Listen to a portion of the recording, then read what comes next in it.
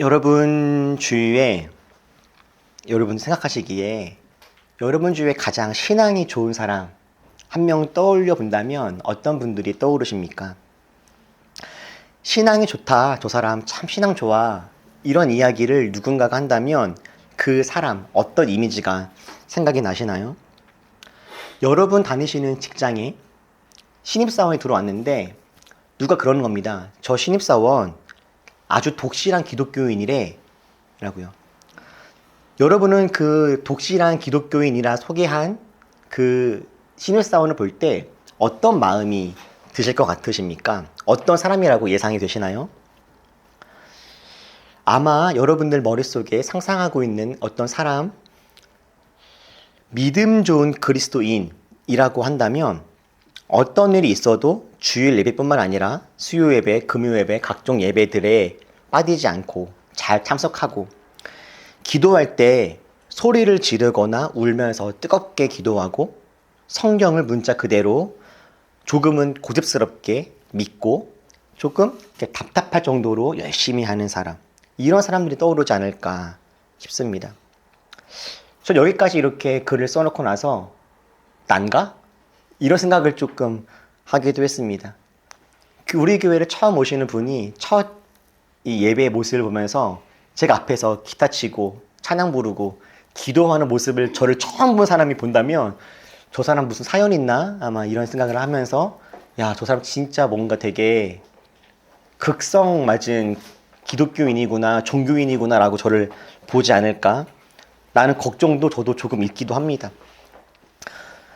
언젠가부터 교회에 열심히 다니고 예배에 빠지지 않고 뜨겁게 기도하는 이런 모습들이 희화화되고 어떤 면에서는 무시당하는 경향도 조금 있다는 생각도 듭니다. 그러나 저는 여전히 예배와 뜨거운 기도, 간구, 하나님 앞에서 열심으로 하는 종교 생활, 저는 참 중요하다라고 생각을 합니다. 저는 우리 모두가 열심히 예배하는 사람이었으면 좋겠습니다. 하나님을 믿고 하나님을 사랑하는 사람들은 자연스럽게 하나님을 찬양하고 하나님 말씀에 귀를 기울이게 됩니다. 그리고 그 시간이 바로 다름 아닌 예배의 시간이죠. 우리가 살아가고 있는 이 시대는 너무나 복잡하고 바쁩니다. 빠르고요. 우리들로 하여금 일주일에 한 번 모여서 2시간도 채 되지 않는 이 예배를 드리지 못하게 할 만큼 우리들로 하여금 참된 쉼을 갖게 하지 못하는 것이 우리가 살아가고 있는 이 시대의 모습이죠. 그래서 안식일을 거룩히 지키라고 하시는 하나님의 이 명령, 주일날 예배에 나오고 예배를 드리고 함께 교제하고 서로의 삶에 나의 시간을 할애해서 서로의 삶에 대해서 귀를 기울이고 듣게 되어지는 이 모든 시간, 이 시간을 지키는 것은 그야말로 악한 문화에 저항하는 일입니다. 그래서 주일날 예배를 드림 자체가 이 시대와 악한 문화에 저항하고 싸우는 일이다 라고 그렇게 저희는 이야기하기도 했었죠.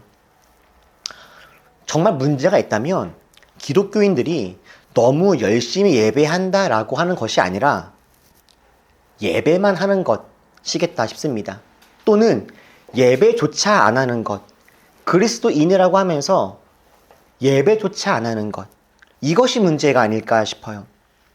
바울이 종종 그리스도인들을 운동선수에 비유했던 것처럼 그리스도인을 축구선수로, 하나님이 저희에게 주신 사명을 축구 경기로 비유를 해보자면 저희가 드리는 예배는 축구 경기 중에서 하프타임, 중간에 전반전 끝나고 중간에 쉬는 시간, 이것과 같다 싶습니다. 축구 선수가 전반전을 뛰고 후반전 마무리를 잘 하기 위해서는 반드시 체력을 보충하고 전략을 수정하고 다시 한번 힘을 내는 이 하프타임의 시간, 쉬는 시간이 필요합니다. 이 중간에 쉬는 시간 없이 전반전과 후반전을 내리 뛰어야 한다면 그 어떤 선수라도 경기를 제대로 치를 수 없을 겁니다. 다리가 풀리고 부상을 입기에 쉽겠죠.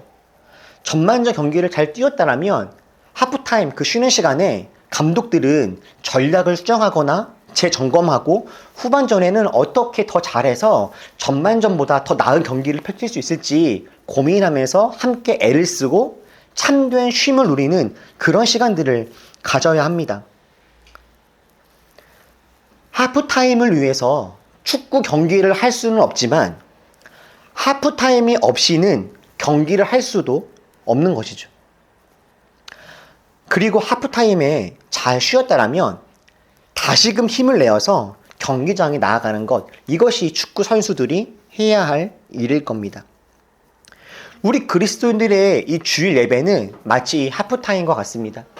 이 시간에 우리는 다시 한번 점검합니다. 어떻게 살아야 할지, 어떻게 나아가야 할지, 어떻게 주님의 사명들을 감당해야 할지, 이 시간 함께 기도하고 말씀을 나누면서 빠졌던 체력을 보충하고 지쳐있는 마음들의 위로와 힘을 얻고 어디로 가야 할지 방향을 점검하고 하나님의 도우심과 위로와 은혜를 잔뜩 받아서 예배가 끝나고 나면 비로소 우리는 정말 중요한 경기에 임하게 되죠. 그렇다면 예배가 끝난 후에 하나님의 은혜를 경험한 우리 그리스도인들이 정말 살아내야 할 삶의 모습은 어떤 것이겠습니까? 오늘 바울은 그 이야기를 해 주었습니다. 우리 8절부터 8절, 9절, 10절, 그리고 12절, 이 4절 다시 한번 읽어볼까요? 우리 같이 읽어보겠습니다. 시작. 그러나 이제 여러분은 그 모든 것, 곧 분노와 격분과 악의와 회방과 여러분의 입에서 나오는 부끄러운 말을 버리십시오. 서로 거짓말을 하지 마십시오. 여러분은 옛사람을 그 행실과 함께 벗어버리고 새 사람을 입으십시오. 이 새 사람은 자기를 창조하신 분의 형상을 따라 끊임없이 새로워져서 참 지식에 이르게 됩니다. 그러므로 여러분은 하나님의 택하심을 입은 사랑받는 거룩한 사람답게 동정심과 친절함과 겸손함과 온유함과 오래 참음을 옷 입듯이 입으십시오. 지난주에 함께 나누었던 것처럼 바울은 이제 하나님의 자녀라는 새로운 신분을 받은 저희들에게 하나님을 알지 못했을 때의 모습을 버리고 떠나고 죽이라 했습니다. 분노, 격분, 악의, 회방, 거짓말하는 모습을 버려라. 그렇게 살아가려고 하는 모습에서 떠나가라. 그 옛사람을 죽이라 얘기했죠. 그리고 오늘은 마땅히 우리 그리스도인에게 나타나야 할 모습을 이야기해 준 겁니다. 그것이 바로 12절이었습니다. 동정심, 긍휼함, 친절, 겸손, 온유, 그리고 오래 참음입니다. 긍휼, 친절, 겸손, 온유, 그리고 오래 참음이요. 바울은 우리가 진짜 그리스도인이라면, 정말 하나님의 자녀라면 종교적인 모습에만 갇혀 있지 말고 우리 안에 이웃들의 아픔을 보고 함께 아파할 수 있는 그 마음, 동정심 또는 긍휼이라 번역되어지는 바로 이 마음, 그리고 따뜻하고 부드러운 태도, 그리고 이것을 끝까지 유지하는 삶의 모습을 가져라 이야기합니다. 바울이 이야기한 이 5가지 긍휼, 친절, 겸손, 온유, 오래 참음, 이 5가지 덕목에 대해서 하나씩 살펴보자면 이거에 대한 오해도 많고 우리가 바르게 이해해야 될, 알아야 될 여러 가지 이야기가 아주 많지만 오늘은 이 5가지 덕목을 한 단어로 요약해서 해보고자 해요. 바로 다정함이다 라고 이야기할 수 있겠다 싶습니다. 다정함, 긍휼, 친절, 겸손, 온유, 오래 참음, 이것은 다시 말하면 다정함을 이야기합니다. 저는 모태신앙으로 또 목회자 가정에서 태어났고 자랐기에 어릴 때부터 적지 않은 그리스도인들을 만났습니다. 저는 40일 동안 금식하신 목사님을 본 적이 있습니다. 저는 하루에 매일 2-3시간씩 기도하시는 권사님을 알기도 합니다. 저는 어릴 때 정말 귀신 들린 사람과 그 귀신 들린 사람 안에 있는 귀신을 막 쫓아내려고 기도하시는 그런 막 영성 넘치는 막 그런 목사님도 만나본 적이 있고요. 장풍 쏘시는 그런 목사님들도 만나본 적이 있습니다. 30년째 교회학교 교사 하시는 분, 25년째 성가대에서 봉사하시는 분도 저는 알고 있습니다. 교회를 위해서 수천만 원의 헌금을 내시는 분도 저는 본 적이 있습니다. 모두가 다 귀한 일입니다. 그런데 곰곰이 생각해 보니까요, 그리스도인들 중에서 다정한 사람, 이 다정한 사람을 많이 만나지 못한 것 같아요. 보통 그리스도인들의 모습을 보면요, 투사가 많습니다. 투사. 싸우는 사람들이요. 믿음을 지키기 위해서 싸우는 사람들이 많아요. 가끔 교회에서 한번 어떤 일로 싸움이 붙었다 하면 정말 만만치 않은 싸움들이 벌어지곤 합니다. 정말 열심히 기도하시는 분들일수록 전투력은 더 높다 싶기도 하죠. 여러분, 화내지 마십시오. 어디 가셔도요. 특히 공공장소, 지하철, 병원, 버스 어디 가셔도 여러분 화내지 마십시오. 약한 사람들의 아픔에 대해서 공감하고 함께 아파하고 만나는 사람들에게 친절하고 겸손하며 부드럽고 따뜻한 마음으로 오래 참을 수 있는 것. 여러분, 이렇게 살아가는 사람들이 제 주위에는요, 그렇게 많지는 않습니다. 왜 그럴까요? 어려운 일이기 때문입니다. 다정함이란 이것은 어려운 일입니다. 긍휼, 친절, 겸손, 온유, 오래 참음. 이 다정함들은요, 우리들의 기본적인 본성과는 맞지 않는 것입니다. 우리는 기본적으로 자기 중심적인데, 게다가 타인을 향해서는 다정하게 대하는 것, 이건 쉬운 일이 아닙니다. 우리는 모두가 다 자기를 주인 삼아서 자기 중심적으로 살아가는 사람들이기 때문에 다른 사람에게 다정하게 대하는 것, 이거는 특별한 노력과 훈련들이 필요한 것이죠. 물론 기질적으로 다정하신 분들이 있습니다. 태어나기를 다정하게 태어나신 분들도 있어요. 애쓰지 않고 노력하지 않아도 그냥 다정한 사람들 많이 있지 않습니까? 말투, 행동, 생각까지 참 따뜻하고 부드러운 분들이 있습니다. 태어나기를 그렇게 태어나신 분들도 있고, 주위의 환경과 자라오던 그 과정 속에서 그런 따뜻함과 다정함들을 배우신 분들도 있을 수 있겠습니다. 혹 그런 분들이 있다라면 여러분 꼭 가깝게 지내십시오. 보기 드문 인재들입니다. 가끔은 유약하고 비굴한 사람들을 보면서 착하다, 다정하다라고 오해하는 경우도 있는데, 여러분, 비굴함과 착한 것, 다정한 것은 다른 것입니다. 긍휼, 친절, 겸손, 온유, 오래 참음, 이것은요, 내가 약해서 어쩔 수 없이 부드러워져야만 하는 것이 아니라 그와는 정반대로 내면에 강한 힘이 있어서 그 힘을 잘 통제하고 다스리는 사람들의 삶에 나타난 열매인 것입니다. 필요한 에너지만 잘 분출하는 사람들에게 나타나는 것이 이 다정함인 거죠. 어떤 사람들은 이렇게 말하기도 합니다. 내게는 다정함의 기질이 없어서, 나는 경상도 남자라서 그렇게 하기가 어려워요. 이렇게 이야기하시는 분들이 있을 수도 있겠습니다. 그런데 오늘 바울의 편지를 잘 읽어보면 이 다정함에는 아주 큰 비밀 하나가 있음을 알 수 있습니다. 이 다정함은요, 기질도 태어난 지역도 뭐 MBTI가 T든 F든 이런 것과는 관계가 없는 것입니다. 오늘 바울은 저희들에게 다정한 사람이 되어라 이야기하면서 어떻게 하면 다정한 사람이 될 수 있는지 방법도 이야기를 해주죠. 바울은 우리에게 이렇게 이야기합니다. 그 다정함을 옷 입듯이 입으십시오.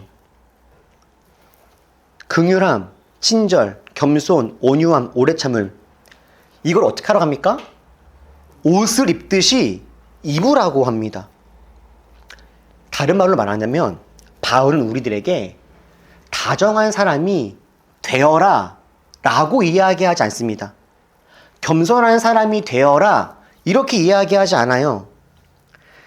동정심이 많은 사람이 되어라 이렇게 이야기하는 것이 아니라 옷 입듯이 입으랍니다. 만약에 우리들에게 다정한 사람이 되십시오 라고 한다면 어쩌면 우리는 하지 못할 수도 있습니다. 우리의 기질과 영성이 아직 다정함까지 미치지 못할 수 있으니까요.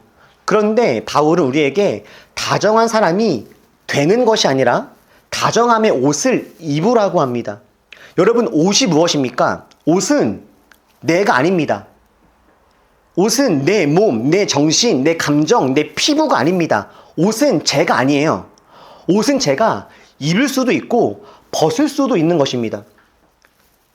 기질적으로 성격이 다정하지 못하신 분들이 혹시 계십니까? 여러분, 우리가 다정함을 위해서 나의 기질과 성격을 바꿀 필요는 없습니다. 다만 다정함을 입는 것입니다.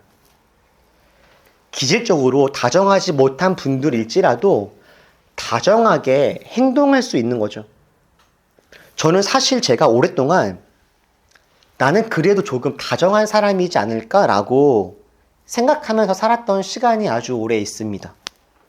전 그리고 다정한 사람이고도 싶었습니다. 제 스스로를 봤을 때.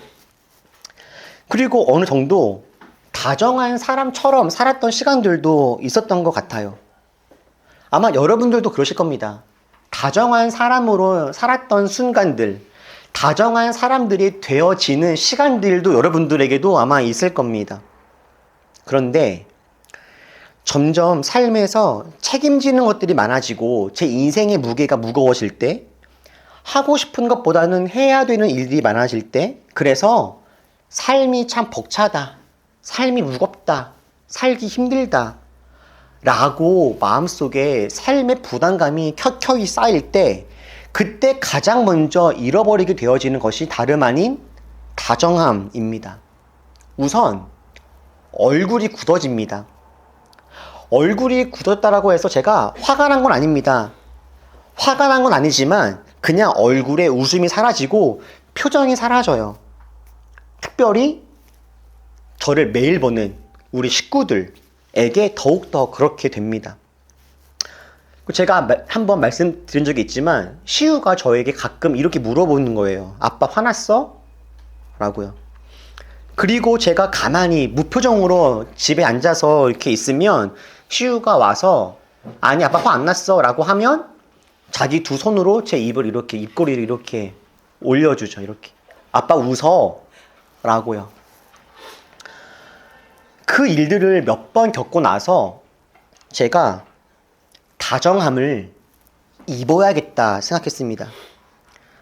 제가 체력이 좋지 않아서 그런지 몰라도 아침에 나왔다가 여러 가지 일들을 마치고 저녁에 집에 들어갈 때쯤 되면요, 몸이 그냥 피곤해요.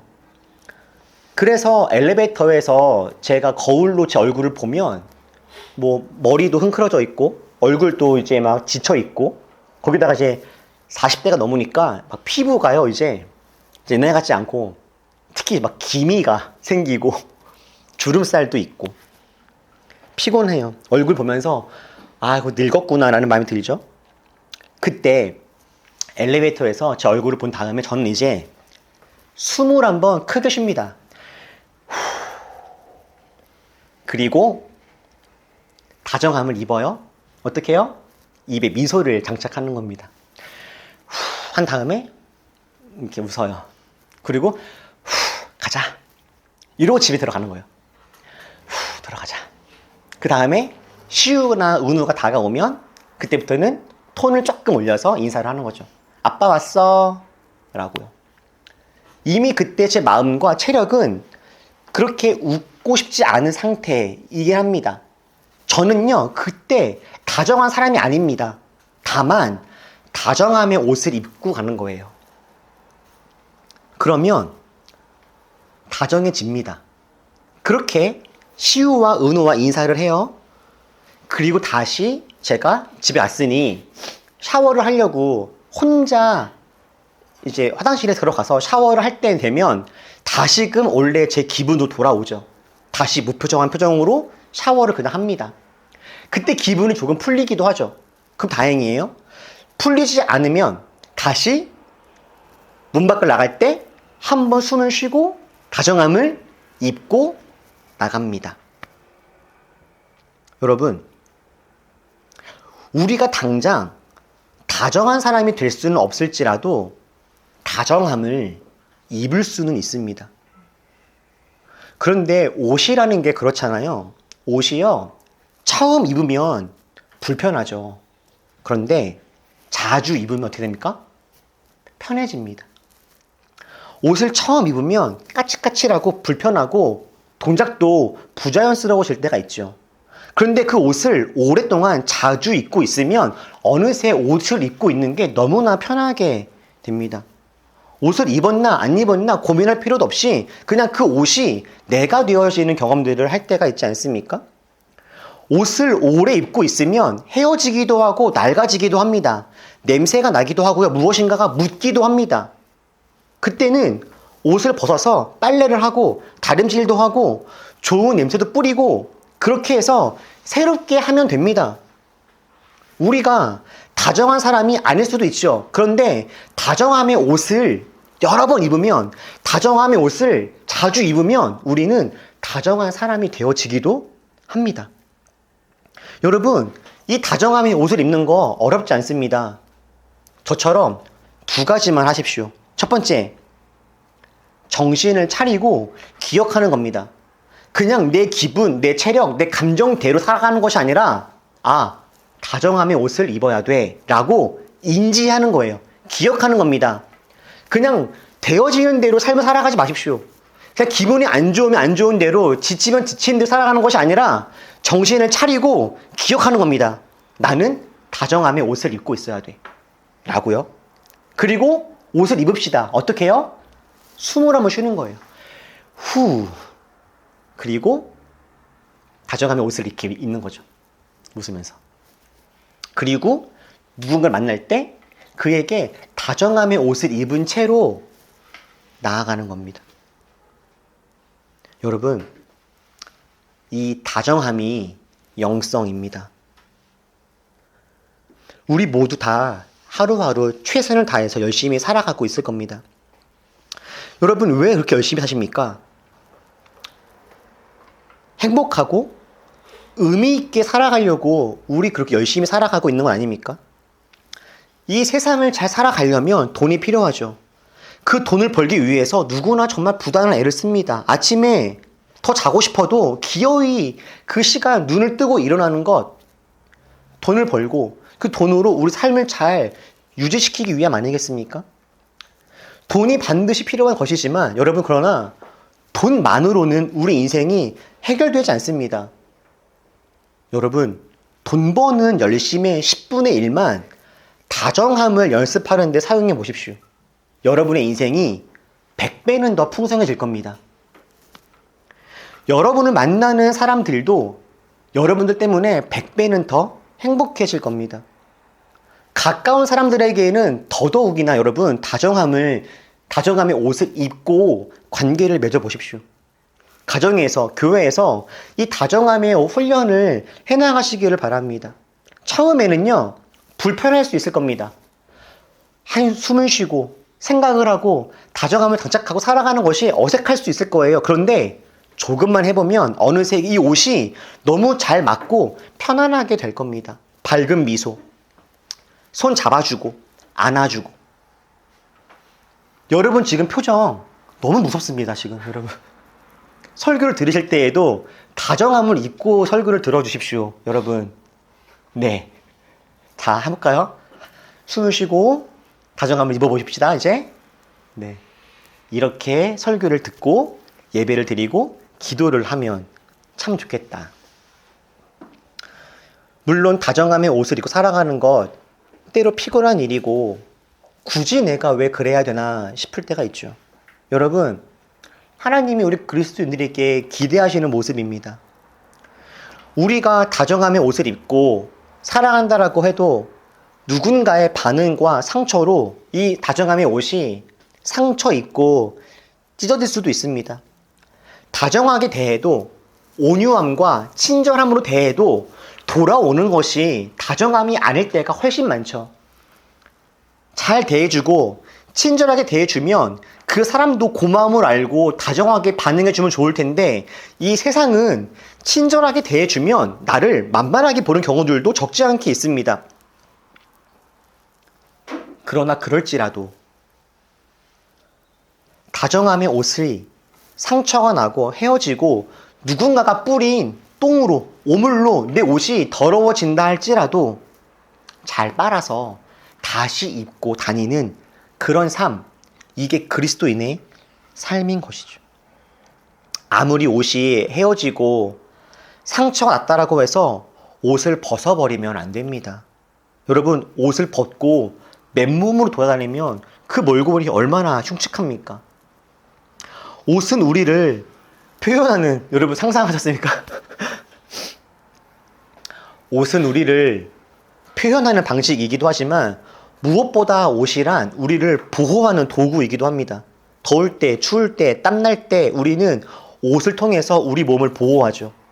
다정함의 옷들은 다른 사람을 위한 것만이 아니라 결국 우리를 지켜주게 될 것입니다. 우리들로 하여금 험악한 사람이 되지 않도록 해줄 겁니다. 이기적이지 않은 사람이 되게 해줄 겁니다. 예수님을 닮은 사람이 되게 해줄 거예요.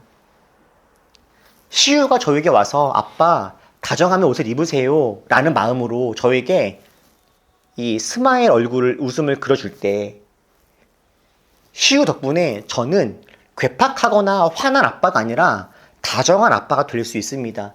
이것은 시우에게만 좋은 것이 아니라 저에게도 큰 유익입니다. 여러분, 우리들 옷 잘 입는 그런 멋쟁이가 되었으면 좋겠습니다. 다정함의 옷들을 이쁘게 입고 여러분 매력적인 사람이 됩시다. 저는 오늘 말씀을 준비하면서 이런 상상을 한번 해봤습니다. 전 세계에 있는 모든 그리스도인들이 오늘 제 설교를 들은 거예요. 그래서 은혜를 받지 못했다 할지라도 모두가 다 한 가지 결심을 하는 거죠. 어떻게 해요? 다정함의 옷을 입어야겠다. 전 세계에 있는 수십억 개의 그리스도인들이 이 말씀을 듣고 모두가 다 오늘부터 다정한 사람이 되는 겁니다. 전쟁을 멈추고 누군가를 아프게 하지 않고 친절하게 대하고 온유하게 누군가와 함께하고 오래 참는, 그리고 긍휼함이 있는 사람이 되는 거죠. 그러면 세상이 달라지지 않겠습니까? 그리스도인들이 이 땅을 바꾸는 건 거창하게 무엇인가를 해야 돼서 하는 것이 아니라 모두가 다정한 사람이 되는 것만으로도 이 땅은 어마어마한 일들이 벌어지게 될 겁니다. 우리는 그런 놀라운 일들을 시작하는 사람들이고 다정함의 옷들을 매일마다 입는 사람들이 되는 것이죠. 여러분, 옷 벗고 다니지 마시고 입고 멋쟁이가 되는 모습으로 살아가는 우리 모두가 되시기를 주님의 이름으로 축복합니다. 기도하겠습니다.